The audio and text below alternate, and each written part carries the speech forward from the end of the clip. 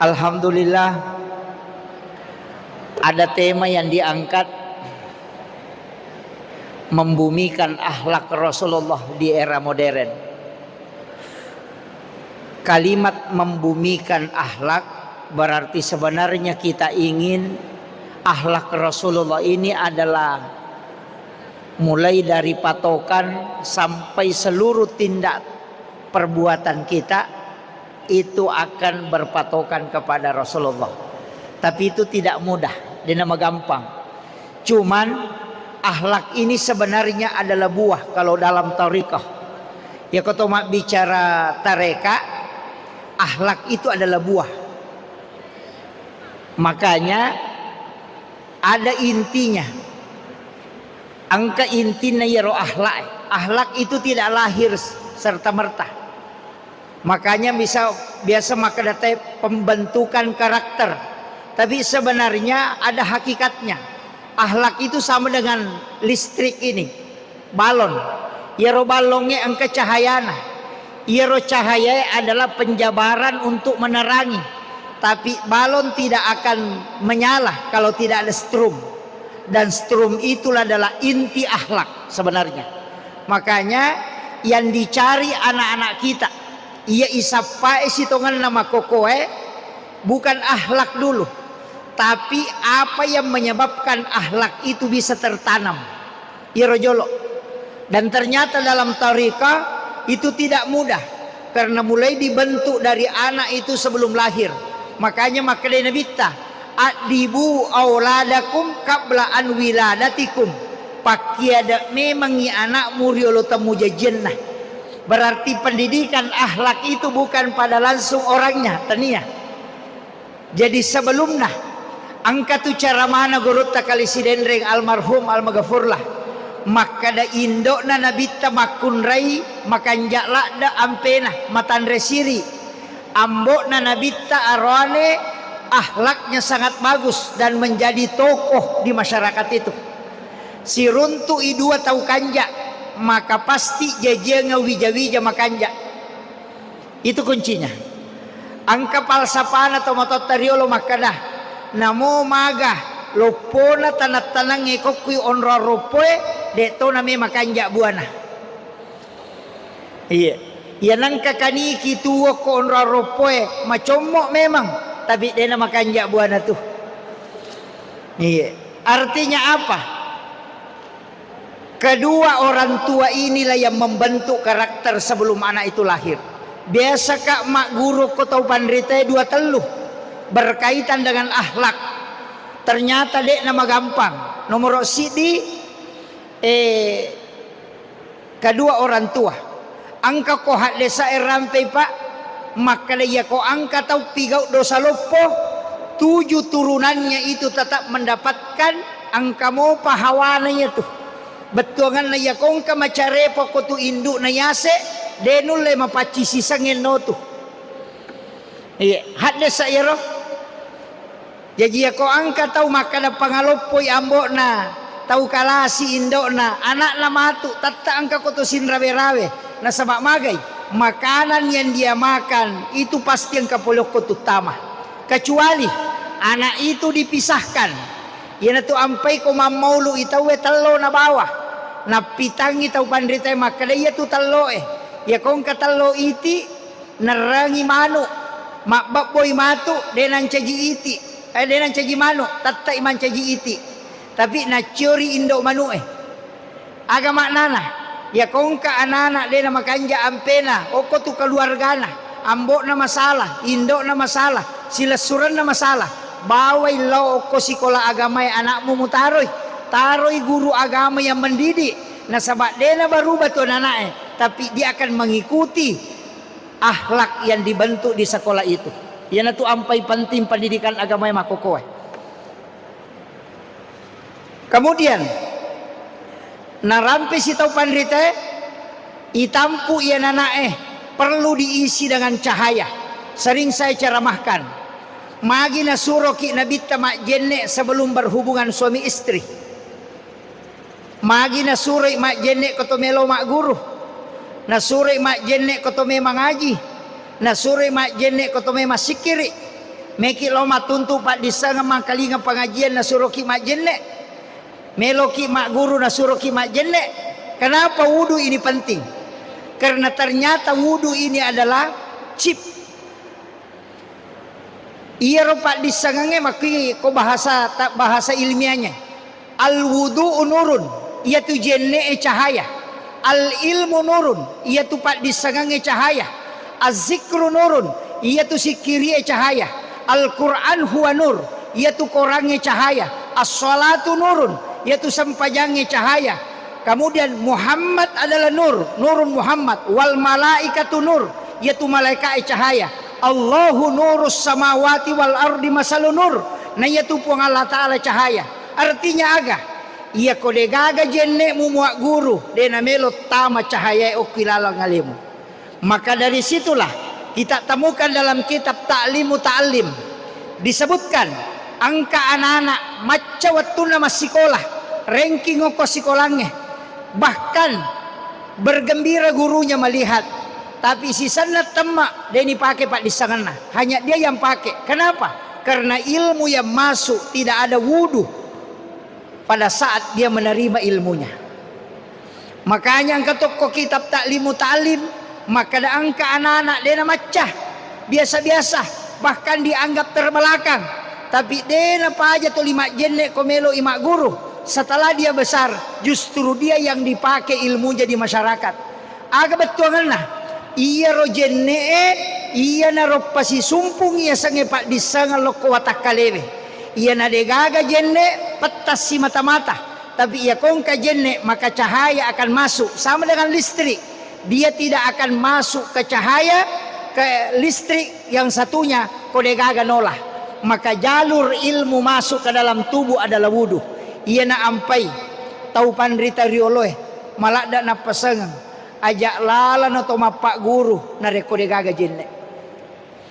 Dan jangan belajar kalau tidak ada wudu. Nah sebab magai ia itu pak disangang ipake matu pak disangang kai jenne na. Makanya semua maka dah kau nak melo ibar hubungan tai suruh mak jenne, nah sebab nanti anaknya itu akan melahirkan cahaya. Iya.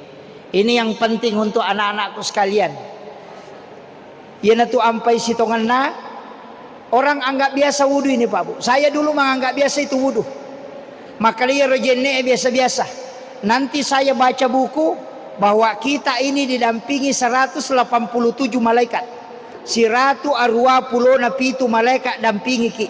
Matanya bawang, mata saja itu dijaga oleh 11 malaikat. Seandainya dia na 10 sidi malaikat jagai matata, maka mata ini akan buta karena akan selalu melihat maksiat. Tapi nur itu akan selalu terjaga. Makanya ia tuh tahu mak jenne non-rom malaikat. Dari situlah kenapa orang yang berwudu itu selalu diselamatkan. Maka dia nabi tak siapa yang berwudu kemudian berangkat ke pasar, maka dia tidak akan ditipu. Iya. Pak disangangnya tameko watakalewe nareko angka jenne pasti mak baraka. Dan itu akan dipakai. Tapi yang ada gaga jenne itu matu. Hanya dirinya yang pakai. Ini penting dulu saya wasiatkan. Ini hal sepele yang nggak biasa mi. Maka daki ya rojenne kan kegiatan ibadah sehari-hari dia nggak biasa. Bahkan anak-anakku yang hadir di sini saya ingin kasih tahu satu amalia. Ya, saya sering lakukan. Saya pernah dikasih tahu cari hadisnya belum dapat sampai hari ini. Dia baru runtuh hak desana. Tapi saya sering lakukan yang disebut dengan barakah wudu. Barakah na jenne. Ia kotomak jenne baca doa sesudah wudu. Kemudian ada air itu yang turun di siku kiri kanan. Dena metak dena. Ada juga di ujung hidung. Itu kadang geli, magelek-gelek. Kadang kita lepas, jangan dibuang. Ambil 3 titik air itu di ujung siku kiri kanan, kemudian ambil di ujung hidung. Kemudian bacakan surah Al-Kausar dan baca salawat, kemudian minum. Apapun yang kau hajatkan, insya Allah terkabul. Itu kuncinya. Ya kau nggak tahu nakan penyakit asma, suruh minum itu. Tapi 10 kali kita berwudu, untun narekoirurel runtu akadua akatalu. Kalau 10 kali kita berwudu, kadang 10 kali kita berwudu, untung kalau dapat 1 kali. Tapi akan pernah angkat tuwai oko capak na ingat emang gelek-gelek, kadang mata. Biasa kita kasih begini, itu jangan dibuang. Ambil air itu, satukan, kemudian bacakan surah Al-Kautsar, baru baca sholawat, kemudian berdoa. Apa yang kau hajatkan, kemudian minum itu.